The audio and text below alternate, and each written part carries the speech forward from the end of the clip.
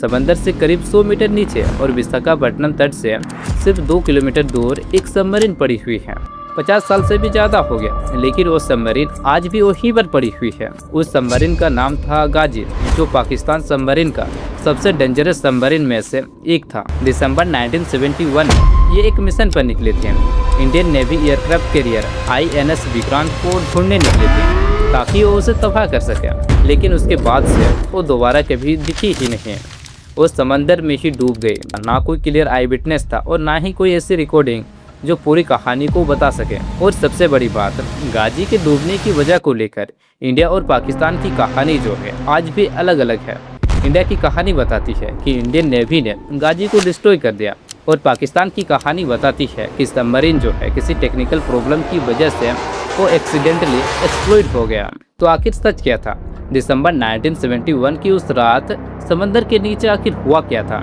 इस कहानी में हम लोग स्टेप बाय स्टेप उस रात तक जाएंगे जहां एक तरफ थी इंडियन नेवी और दूसरी तरफ थी एक सबमरीन जो चुपके से विक्रांत को ढूंढते हुए विशाखापट्टनम तक पहुंच चुकी थी। और फिर जो उसके बाद होता है सब कुछ बदल कर रख देता है। 14 नवंबर 1971 की रात है। कराची बंदरगाह से एक पाकिस्तानी सबमरीन जो है चुपचाप समंदर की तरफ बढ़ती है। नाम था PNS गाजी। ये कोई नॉर्मल सबमरीन नहीं था, ये एक अमेरिकन सबमरीन थे जो वर्ल्ड वॉर 2 के बाद अमेरिका ने पाकिस्तान को लीज पर दी थी। तब उसका नाम था USS डायबलो, और जब ये पाकिस्तान को मिला तो उन्होंने उसका नाम बदल कर PNS गाजी रख दिया। ये पाकिस्तान नेवी की सबसे कैपेबल लॉन्ग रेंज सबमरीन में से एक थी, जिसका मिशन था INS विक्रांत को तबाह करना, क्योंकि INS विक्रांत इंडियन नेवी का सबसे डेंजरस एयरक्राफ्ट था जो समुद्र में चलता फिरता एयरबेस था। गाजी का टारगेट था कराची से निकलकर पूरे इंडियन पेनिनसुला का चक्कर लगाना और विक्रांत को ढूंढना, और लगभग 4800 किलोमीटर का सफर तय करके वे ऑफ बंगाल में पहुंचना था, क्योंकि इंटेलिजेंस रिपोर्ट के मुताबिक Indian navy aircraft carrier INS Vikrant bay of Bengal में था। पाकिस्तान के लिए जो है विक्रांत सिर्फ एक वॉरशिप नहीं था।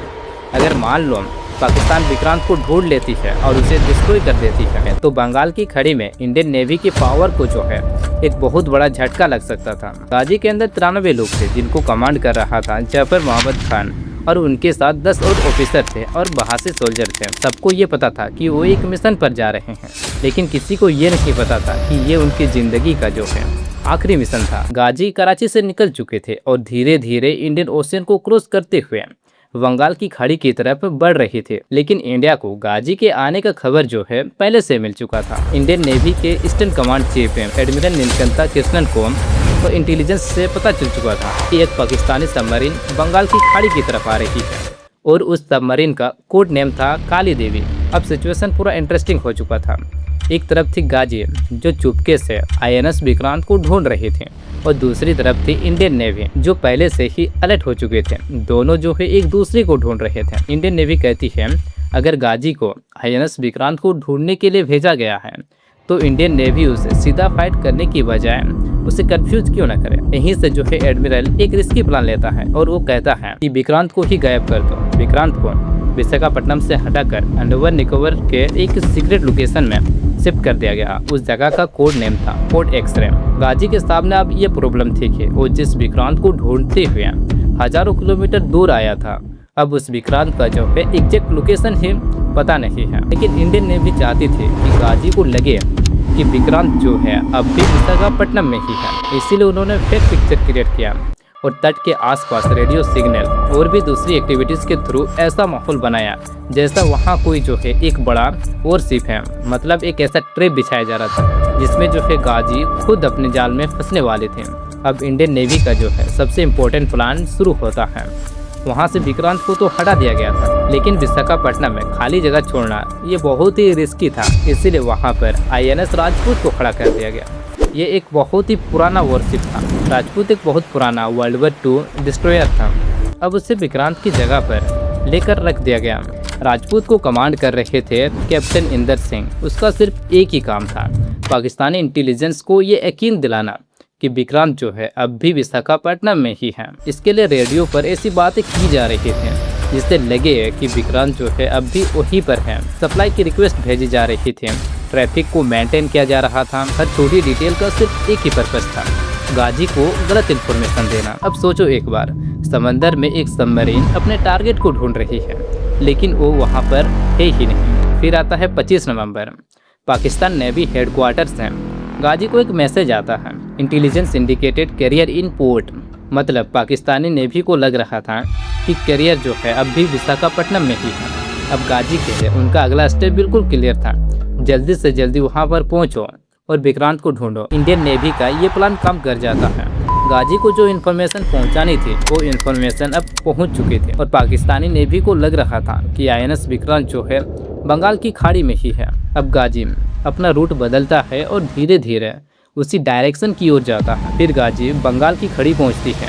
वहाँ पर उनका मेन फोकस था मद्रास के आसपास से विक्रांत को ढूंढना है, लेकिन वहाँ पर उन्हें कुछ भी नहीं मिलता है क्योंकि विक्रांत वहाँ पर थी ही नहीं। गाजी समंदर में घूमते रहती है, लेकिन ओम विक्रांत को ट्रेस नहीं कर पाती है। फिर आता है 26 नवंबर, गाजी को हर दिन की तरह जो है अपनी शेड्यूल रिपोर्ट भेजनी थी, लेकिन वो भेजती नहीं है। तो कराची के पाकिस्तानी नेवी के ऑफिसर बहुत ज़्यादा घबरा जाते हैं, गाजी कॉन्टेक्ट में क्यों नहीं है। गाजी को बार बार मैसेज भेजा जाता है, लेकिन गाजी कोई भी रिस्पॉन्स नहीं करता है। लेकिन गाजी जो है तब समंदर में विक्रांत को ढूंढ रही थी और कुछ समय बाद वो वहाँ से विशाखापट्टनम की तरफ बढ़ता है। वहाँ पर भी विक्रांत को ट्रेस नहीं कर पाता है, तो वो विशाखापट्टनम के बंदरगाह के एंट्रेंस पर बहुत सारा माइंस बिछाने लग जाता है, ताकि जब भी विक्रांत वहाँ से निकले तो वो ब्लास्ट हो जाए और तट से थोड़ी दूर पर विक्रांत का वेट करने लग जाता है। फिर आता है 4 दिसंबर 1971 की रात है। विशाखापट्टनम में लोग टीवी और रेडियो के सामने बैठे थे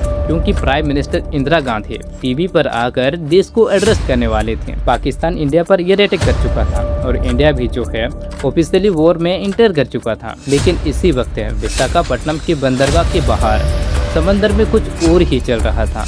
अंधेरा था और समंदर पूरा बिल्कुल शांत था और नीचे पानी में गाजी विक्रांत के आने का वेट कर रही थी। रात 11:40 में INS राजपूत जो है बंदरगाह से बाहर निकलता है और ठीक रात के 12:14 में राजपूत के सोनार रूम में एक अचानक सिग्नल आता है। सोनार ऑपरेटर को ऐसा लगता है जैसे पानी के नीचे कोई सबमरीन जो है अपनी पोजीशन या फिर डेप्थ चेंज कर रही हो, जो राजपूत से ज़्यादा दूर नहीं था। कैप्टन इंदर सिंह को तुरंत इन्फॉर्म किया जाता है। उन्होंने जो है ज़्यादा वेट नहीं किया और 2 डेप्थ चार्जेस समंदर में गिरा दिया। डेप्थ चार्जेस एक तरह का अंडर वाटर बॉम्ब होता है जो पानी के अंदर सबमरीन को टारगेट करने के लिए किया जाता है। अब राजपूत की क्रू को ये पता नहीं था कि एग्जैक्टली अंदर क्या है। 1 मिनट भी नहीं लगा और समंदर के अंदर जो है एक बहुत बड़ा धमाका होता है। राजपूत के कैप्टन ये समझने की कोशिश कर रहे थे कि आखिर हुआ क्या है। ये धमाका इतना खतरनाक था कि विशाखापट्टनम के कई घरों की जो है खिड़कियां तक टूट गई। लोगों को लगा कि पाकिस्तानी एयरक्राफ्ट ने अटैक कर दिया है। अगली सुबह जब कुछ मछुआरे जो है समंदर के पास पहुंचती है तो उन्हें पानी पर तेल का एक बहुत बड़ा धब्बा दिखाई देता और उसके आसपास कुछ मलबा भी तैर रहा था। फिर उन्हें कई सारे जो है लाइफ जैकेट भी मिलता है जिस पर लिखा था USS डायब्लो। ये वही सबमरीन थे जिसे पाकिस्तानी ने PNS गाजी नाम दिया था। अब एक बात ऑलमोस्ट क्लियर हो चुकी थी कि गाजी जो है अंदर डूब चुकी है। इंडियन नेवी के जो है कई टीम समंदर के नीचे जाते हैं इन्वेस्टिगेशन करने के लिए, जहां उन्हें कई सारे एविडेंस भी मिलता है कि ये वही PNS गाजी था। लेकिन पाकिस्तान ने इंडिया के इस इन्वेस्टिगेशन को जो है रिजेक्ट कर दिया। पाकिस्तान की ऑफिशियल इंक्वायरी के मुताबिक गाजी जो है किसी इंडियन अटैक की वजह से नहीं डूबा, बल्कि सबमरीन के अंदर कुछ टेक्निकल इशू की वजह से जो है एक्सीडेंटली एक्सप्लोजन हो गया। यहीं से ये कहानी जो है एक सिंपल विक्ट्री स्टोरी नहीं रह जाती है, क्योंकि दोनों तरफ की अपनी अपनी एक थ्योरी थी।